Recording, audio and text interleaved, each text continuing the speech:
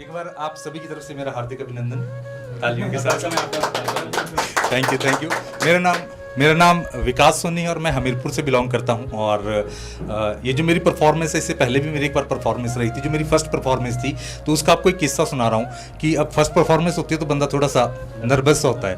तो काफ़ी बड़े स्टेज पे वो परफॉर्मेंस थी और मेरा नंबर आने वाला था। तो मैं टॉयलेट के अंदर था, तो एक वहाँ पे लेडीज़ मिल गई मुझे, तो मुझे बोलती सोनी साहब। मैंने बोला हाँ जी। बोलती आज आपकी परफॉर्मेंस है। मैंने बोला जी हाँ जी। बोलते आप नर्वस तो नहीं है? मैंने बोला जी नहीं। बोला मुझे लग रहा है आप घबरा रहे हैं। मैंने बोला जी नहीं। बोलते तो फिर आप लेडीज़ टॉयलेट में क्या कर रहे हैं? तो चलिए, वो मेरी परफॉर्मेंस थी उस टाइम की। तो अक्सर ना लोग मुझे बोलते हैं कि सोनी भाई आपके बाल बड़े मस्त हैं, बाल मतलब बड़े प्यारे हैं और काले बाल हैं। मैं हाँ रियली में। तो इसके पीछे एक राज है भाई, इसके पीछे एक राज है। वो राज ये है कि सुबह 5 बजे उठना होता है, उसके बाद 1 घंटे की वॉक करनी होती है, आके 15 मिनट एक्सरसाइज करनी होती है और 15 मिनट का शीर्षासन करना होता है और 15 दिनों में एक बार डाई करनी होती है। तो ये खूबसूरती का राज है। बड़े सारे लोग बोलते हैं भाई आपका पेट बाहर आ गया। मैंने बोला अरे भाई बंदा कमाता किसके लिए? पेट के लिए कमाता है। और वैसे भी हर किसी का बाहर घूमने का मन करता है, तो पेट का भी करता होगा। तो चलिए, अब मैं आपको कॉमेडियन बना हूँ, वो उसके पीछे का एक राज आपको मैं बता रहा हूँ कि मैं कैसे कॉमेडियन बना। तो अभी हाल ही में पीछे क्या हुआ कि एक जयसिंहपुर के अंदर एक प्रोग्राम था, वहाँ पे सिंगर आए होते जॉर्डन संधू, ठीक है जी। तो उनके साथ 8 से 10 उनके बाउंसर्स थे। तो मेरा दोस्त है एक हरपाल, मेरा बचपन का मित्र है, मेरे को बोलता है यार भाई आपको भी बाउंसर रखना चाहिए। पहले तो मेरे को भी लगा यार रखने चाहिए, पर फिर मुझे लगा, मैंने बोला यार मैं खुद हट्टा कट्टा हूँ। तो बोलता हट्टे का तो पता नहीं, कट्टा तो जरूर। तो मैंने बोला वैसे भी यार मेरे को बाउंसर की जरूरत नहीं है, मैंने कराटे सीखे हुए हैं। बोलते कराटे? मैंने बोला 3 दिन सीखे हुए हैं। बोलते 3 दिन? मैंने बोला हाँ, शनिवार को एडमिशन ली थी, संडे को छुट्टी थी, मंडे को उन्होंने वापस भेज दिया था। पर फिर भी मेरे गुरु ने एक बात सिखाई थी, जिसने कराटे सिखाए थे। बोला जी क्या? उसने मेरे को एक फॉर्मूला दिया कि कभी भी अगर सामने से 5-10 गुंडे आ जाएं तो कभी भी घबराना मत। मैंने बोला जी तो क्या करना? बोला ऐसे एक्शन लेके खड़े हो जाना और उनकी आंखों में आंखें डाल के देखना, आगे देखना, पीछे देखना, दाएं देखना, बाएं देखना, जहां पे रास्ता साफ हो भाग लेना। ये सही था। तो ये रियलिटी में हुआ है, ये मैं आपको सच्ची बातें बता रहा हूँ। चलिए, तो एक बार मतलब वो मुझे फेस करनी पड़ी वो चीज़, और एक बार सच्ची में सामने से 8-10 गुंडे आ गए और मैंने भी उनको बोल दिया, मैंने बोला अगर माँ का दूध पिए तो आ जाओ। और भाई उन्होंने सच्ची में पिया था। और कुछ ने तो बाप की दारू भी पी थी। बड़ा मारा उन्होंने। चलो जी, जैसे तैसे करके वहाँ से भागा। महीने बाद फिर मिल गए। मैंने बोला सालो उस दिन तो सारे इकट्ठे पड़े थे ना, हिम्मत है तो आज अकेले अकेले आओ, पूछो फिर क्या हुआ। अकेले अकेले आके मारा। तो फिर मैंने देखा, मैंने बोला मोटा आदमी हूँ, ना भाग सकता हूँ ना लड़ सकता हूँ, तो इससे बेटर है कि हर बात को मजाक में डाल दो। तो एक कॉमेडियन का जन्म हो गया। चलिए, अब जो मेरा दोस्त है हरपाल, मतलब शुरू से बड़ा नटखट है, वो बचपन से बड़ा नटखट है। तो एक बार उसके पिताजी हैं धर्मपाल अंकल जी, तो धर्मपाल अंकल ने बोला कि उन्होंने चाणक्य नीति पढ़ ली। चाणक्य नीति में लिखा था कि जो बच्चा होता है, बच्चे को 5 साल तक प्यार करो, ठीक है जी। 5 साल से लेके 12-15 साल का बच्चा हो जाए तो उसको थोड़ा सा लताड़ के रखो, डांटो उसको। और जब बच्चा वयस्क हो जाए, 18 साल से ऊपर हो जाए, तो उसके साथ एक दोस्त की तरह रहो। तो धर्मपाल जी ने अपने बेटे हरपाल को बोला बेटा देख, ऐसा है कि आज से मैं तेरा बाप नहीं हूँ, मैं तेरा दोस्त हूँ। तेरे को कोई भी टेंशन हो तू मेरे को बताया कर, तू बड़ी परेशानी में रहता है। जैसे भाई बता रहे थे अभी कि लड़की वड़की का चक्कर। तो हरपाल बोलता यार धर्मपाल क्या बताऊं यार, तेरी भाभी छोड़ के चली। बड़ा मारा जी उनको। चलिए, अब कुछ समय बाद एग्जाम हुआ तो रिजल्ट आना था। तो रिजल्ट लेने के लिए हरपाल जी गए, तो अपने जो धर्मपाल जी थे, अंकल जी थे, तो बोलते अगर तेरा रिजल्ट अच्छा नहीं हुआ, अगर तू फेल हो गया तो बाप बोलने का हक खो देना। आज के बाद मेरे को बाप मत बोलना। तो शाम को जैसे हरपाल जी आए तो पिताजी पूछते हाँ भाई कैसा रिजल्ट रहा? बोलता धर्मपाल तो बाप सुनने का हक खो चुका है। चलिए जी, बड़ा मारा जी उसको, बड़ा मारा। और उसके बाद हरपाल मुंबई चला गया, हीरो बनने के लिए चला गया। तो अब आपको पता है मुंबई में तो वैसे रोल मिलते नहीं है, बट बड़ी चलो उसने कहीं जैक शेक लगा के कहीं उसको एक मूवी के अंदर एक छोटा सा रोल मिल गया। और जैसे वो घर वापस आया तो उसने बताया कि ऐसे ऐसे मेरा मूवी के अंदर रोल है। और जैसे वो रोज़ टीवी देखते तो उसमें कहीं पे भी उसका रोल नहीं आता। तो उसके पिताजी ने एक दिन क्या किया कि वो नेशनल जियोग्राफी लगा दिया, जो पशुओं वाला जो चैनल आता है, जानवरों वाला है ना। तो वहाँ पे गधे आ रहे थे, बोलता अब तो गधे भी टीवी पे आ गए, तू पता नहीं कब आएगा। चलिए, तो हरपाल मतलब बड़ा बड़ा अच्छा मेरा दोस्त था। इवन हमने बैंक में भी जॉब इकट्ठी करी है। जब मैं बैंक के अंदर होता था, तो बैंक के अंदर जब मेरा इंटरव्यू था तो हरपाल ऑलरेडी वहाँ पे था। तो जो बॉस थे जिन्होंने मेरा इंटरव्यू लेना था, तो मेरे को पूछते कि वो एक्चुअली कंप्यूटर के बारे में पूछ रहे थे, 2007-8 की बात है। तो वो कंप्यूटर के बारे में पूछ रहे थे, बोलते आपको एक्सेल आता है? मैंने साइज देखा, मैंने बोला सर डबल एक्सेल आता है। तो उतनी देर में हरपाल भी वहाँ पे आ गया। हरपाल आ गया और मैनेजर साहब बोलते बोलते कहाँ गया था? बोला जी बाल कटवाने गया था। बोला ऑफिस टाइम में बाल क्यों कटवाए? बोला जी बड़े भी तो ऑफिस टाइम में थे। बोला क्यों, घर पे नहीं बढ़ते हैं? बोला तो सारे थोड़ी कटवाए। तो बॉस ने बोला मैं तेरे को जॉब से निकाल रहा हूँ। बोलता सर मैंने तो कुछ किया ही नहीं। बोला तू कुछ नहीं करता इसलिए निकाल रहा हूँ तेरे को। चलिए, हरपाल भी मतलब शुरू से बड़ा खुंदगी टाइप बंदा था। तो वो क्या करता, वो रोज जाके ना बॉस के घर के बाहर जाके ना पॉटी कर देता था। तो 15-20 दिन हो गए, बॉस परेशान हो गए, यार कौन है ये? तो एक दिन उसने पकड़ लिया। उसने बोला हरपाल तू? बोला ये क्या बदतमीजी कर रहा है? बोलता बॉस मैं आपको ये बताने जा रहा हूँ कि आपने मुझे नौकरी से निकाल दिया, पर मैं भूखा नहीं मर रहा हूँ।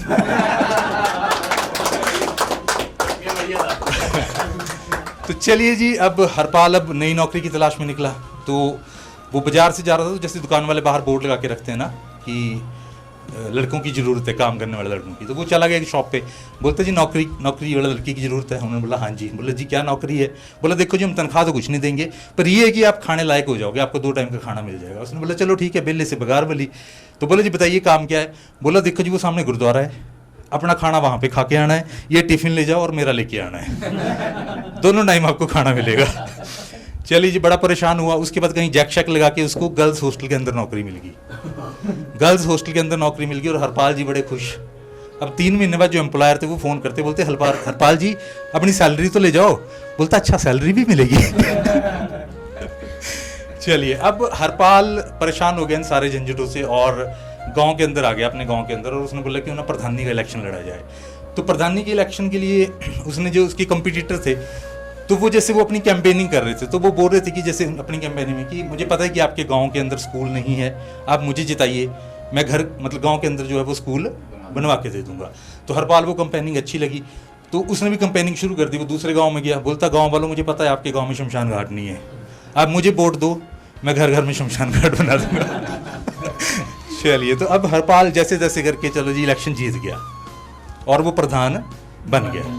अब जैसे प्रधान बना तो मैं एक दिन उससे मिलने गया, तो हरपाल बड़ा परेशान था। मैंने बोला क्या हुआ? बोलता यार अभी प्रधान बना और एलिगेशन लगना शुरू हो गए। मैंने बोला क्या हुआ? बोलता गांव की एक लेडीज बोल रही थी कि हमारी लैट्रिन आई थी और प्रधान खा गया।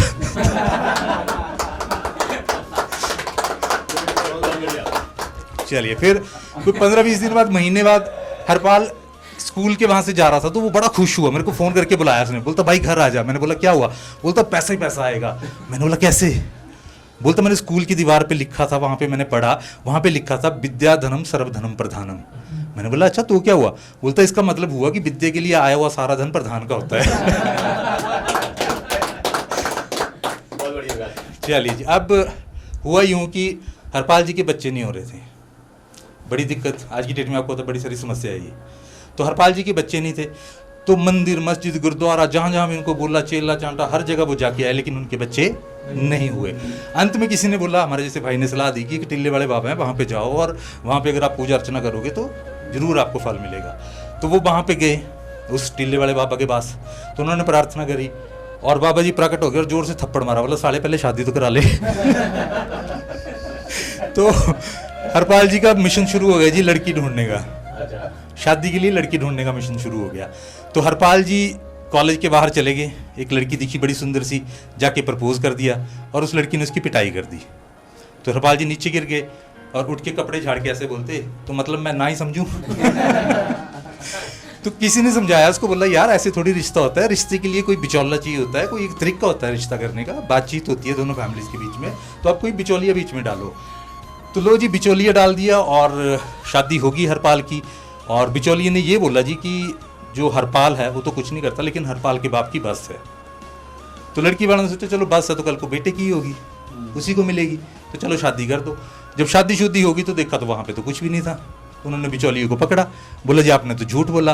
बोला जी मैंने तो कोई झूठ नहीं बोला, मैंने तो यही बोला कि लड़के के बाप की बस है। बोलते तो बस तो है नहीं। बोला हाँ तो लड़का कुछ करता नहीं, उसके बाप की बस ही है। चलिए जी, अब हरपाल की शादी भी होगी। अब फिर से वही दिक्कत, बच्चे नहीं हो रहे थे क्योंकि अब तो शादी होगी, अब तो होने ही थे, लेकिन फिर वो दिक्कत आ रही थी। तो किसी ने उनको बोला कि ऐसे ऐसे एक टिल्ले वाले बाबा हैं कहीं और गुजरात के अंदर, तो आप वहाँ पे जाइए और वहाँ पे दिया जला के आइए। तो हरपाल जी जाते हैं वहाँ पे और दिया जला के आते हैं, और अगले साल ही उनके घर पे बच्चा हो जाता है। चलिए, अगला साल फिर आता है, फिर उनके घर बच्चा हो जाता है, उससे अगले साल फिर बच्चा हो जाता है। ऐसे करते करते उनके 10 बच्चे हो गए। तो एक दिन हरपाल जी बैग उठा के जा रहे थे। मैंने बोला भाई कहाँ जा रहा है? बोलते दिए बुझाने जा रहा हूँ। बोलते इस महंगाई के ज़माने में तेरे 10-10 बच्चे? बोलता यार उसके पीछे भी एक कारण है। बोला क्या कारण है? बोला मैंने अपने ससुर से वादा किया था कि आपकी बेटी को कभी खाली पेट नहीं रखूँगा। तो चलिए, एक बार हरपाल ना अपनी पूरी फैमिली को लेके गाड़ी में जा रहा था। अभी गाड़ी में सीटिंग कैपेसिटी होती है 5-6 लोगों की, 4-5 लोगों की। अब उसके अंदर वो सारी पूरी फैमिली को लेके जा रहा था। तो पुलिस वाले ने रोक लिया। बोलता आप सवारियाँ ढो रहे हो? बोलते नहीं जी, मेरी पूरी फैमिली है, सारे मेरे बच्चे हैं। बोलते इतने सारे बच्चे आपको? बोलते इतने सारे बच्चे, लज्जा नहीं आई? बोलते नहीं, उसका पेपर है, वो कल आएगी। चलिए, इस तरीके से जी, इस तरीके से हरपाल जो था वो किस्से जो थे वो हमारे साथ चलते रहे। और अभी पीछे क्या हुआ कि मैंने और हरपाल ने दुबई जाना था। तो मैं और हरपाल दुबई गए। हालांकि ये बात बिल्कुल झूठी है, हम नहीं गए थे। पर फिर भी मैं आपको बता रहा हूँ कि मैं और हरपाल दुबई गए और जहाज़ के अंदर बैठे थे। हरपाल पहली बार जहाज़ में बैठा था, और सच बताऊँ तो मैं भी पहली बार ही बैठा था। तो हुआ यूँ कि हरपाल मेरे को बोलता यार एक बात किसी ने सच बोली है। मैंने बोला क्या? बोलता किसी ने सच बोला था कि जहाज़ से ना नीचे लोग ना चींटियों की तरह दिखाई देते हैं। मैंने बोला बेवकूफ़ आदमी, अभी जहाज उड़ा कहाँ है, ये सच में चींटियाँ हैं। उतनी देर में जहाज चल पड़ा। अब जहाज चला तो मेरे को बोलता भाई ये तो धोखा है। मैंने बोला अब क्या हो गया? बोलता यार पैसे हमने बाई एयर के दिए तो बाई रोड जा रहे हैं। तो चलो उसको समझाया, फिर बैठा वो थोड़ी देर मेरे को बोलता कि मैं थोड़ी देर में आया। तो वो चला गया पायलट के कैबिन में और वहाँ पे लड़ाई करके आ गया। अब मैंने पूछा अब क्या हो गया? बोलता यार ये तो बेवकूफ़ बनाते हैं। बोलते मैंने बोला अब क्या हो गया? बोलते देखो पैसे हमने दिए हैं और हेडफोन लगा के गाने वो लोग सुन रहे हैं। तो चलिए जी, दुबई भी पहुंच गए। उसके बाद फिर हरपाल जी एक दिन बड़ी जल्दी में जा रहे थे। मैंने बोला जी कहाँ जा रहे हो? बोलते यार कोई रिलेशन में डेथ हो गई है और वहाँ पे बैठने जाना है। मैंने बोला ठीक है यार जाके आ। तो वो 10 मिनट बाद फिर मेरे को बाहर मिल गया। मैंने बोला तू तो कहीं बैठने गया था? बोलता हाँ यार गया तो था, पर किसी ने हंस के बात ही नहीं की। मैंने बोला बेवकूफ़ आदमी, हंस के कौन बात करेगा? एक वहाँ पे बात करनी होती है, कोई बात पे बात चलती है तो वो बात से ही बात बनती है। तो अब आगे बात बनानी होती है कोई भी। तो फिर उनके रिलेशन में कोई डेथ होगी 1-2 महीने बाद। तो हरपाल फिर जा रहा था वहाँ पे, उसने वहाँ पे जाके जो है वो बात करना शुरू की। बोलते जी अच्छा डेथ होगी, कैसे हुई? तो उन्होंने बताया जी ऐसे ऐसे ही इनको जिनकी डेथ हुई है उनको गोली लगी थी माथे के ऊपर। बोलता वो शुक्र आंखें बच गई। उसके बाद अभी डेड बॉडी आनी थी क्योंकि पोस्टमार्टम होना था। तो बोलता डेड बॉडी अभी आई नहीं, और उतनी देर में एम्बुलेंस वहाँ पे पहुँच गई। बोलता ले जी कितनी लंबी उम्र है। तो हरपाल को फिर तरपाल बना के धोया। बहुत बढ़िया। तो चलिए, थैंक यू। हरपाल के किस्से और भी बहुत लंबे हैं, बट मैं यहीं पे विराम दूंगा। और बहुत बहुत धन्यवाद आप सभी का, और थैंक्स मैं सुनील भाई का करना चाहूँगा जिन्होंने इतना अच्छा प्लेटफॉर्म हमें दिया परफॉर्म करने के लिए। Thank you very much.